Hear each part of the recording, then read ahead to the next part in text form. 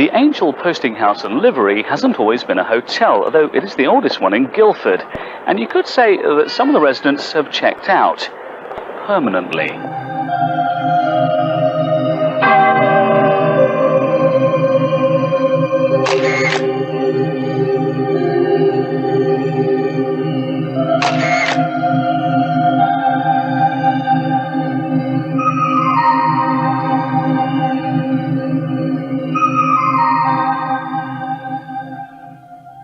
You may be surprised to know that not all ghostly encounters are necessarily frightening or unnerving. Some can actually be quite pleasant.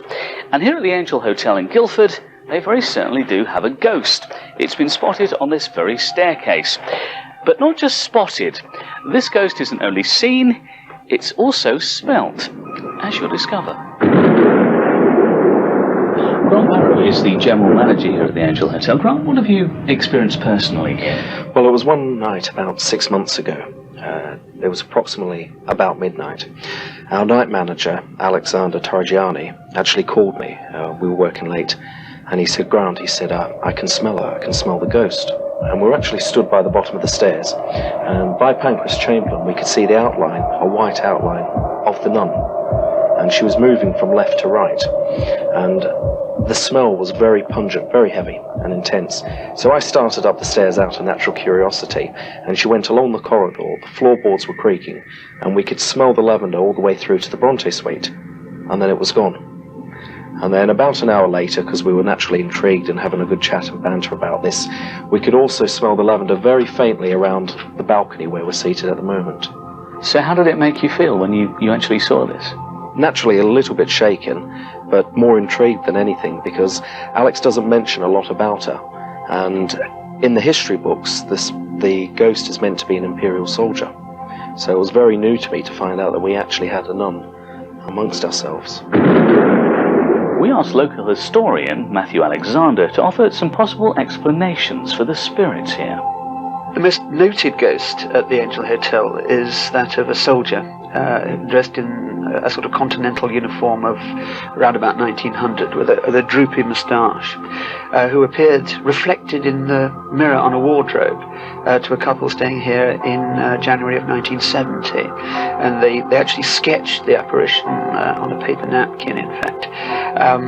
It's not quite clear who he was, but it's a well-attested account, and other people have reinforced it. One frequently notices with ghost stories that a particular apparition, as it were, comes into fashion and then sort of drifts away. People don't see it and something else replaces it, so it's not an unusual phenomenon. I haven't heard any tales of nuns here, and it makes me wonder why people think she's a nun. The folded headcloth or wimple was the standard clothing for a medieval woman. Anyway, a married woman would always cover her hair with that in the Middle Ages, so that doesn't necessarily establish her as a nun.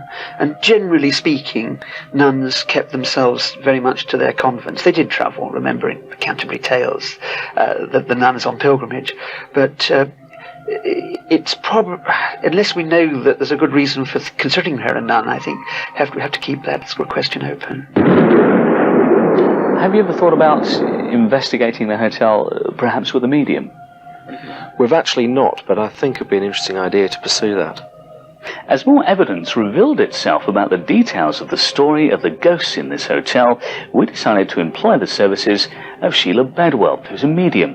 She's excited about the possibilities of what could be in this place.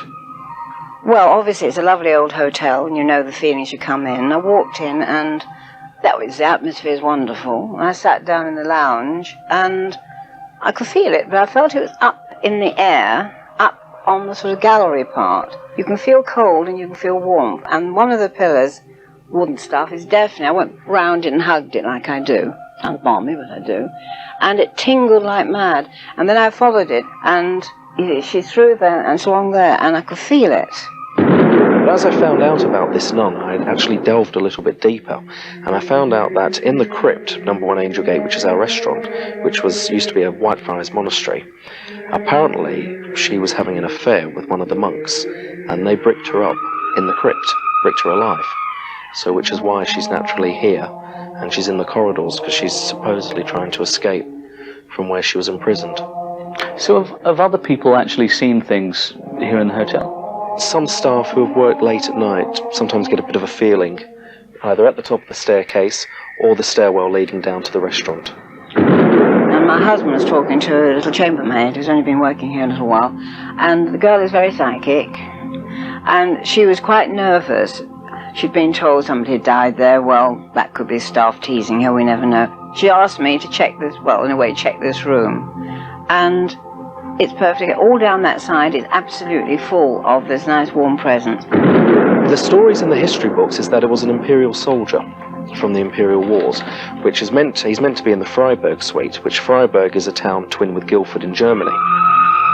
I have heard one or two accounts of, for example, a chambermaid who heard her name called immediately behind her head as she was walking down one of the corridors. Now, this is actually the kind of thing that often happens, particularly with young women. You get a kind of it's externalizing some kind of internal emotion. At least that's one way of looking at it. About 3 or 4 times a year, people will telephone the museum, usually telephone rather than visit, and ask the same question: is there some history associated with a particular place? And I also answer, why? What have you seen? Spirits tend to hang around a place because they love the place. Sometimes you get someone who's angry about the fact people are changing the house. They've ripped the walls out where she wants, and you get them sort of hovering around, but they come and they go. I'm often asked whether I believe in ghosts, and I've interviewed many people who think they've seen ghosts, or believe they have. I think I'll reply like an old Surrey countryman did when he was asked if he believed them. Oh no, sir, but I'm mortal afraid of them.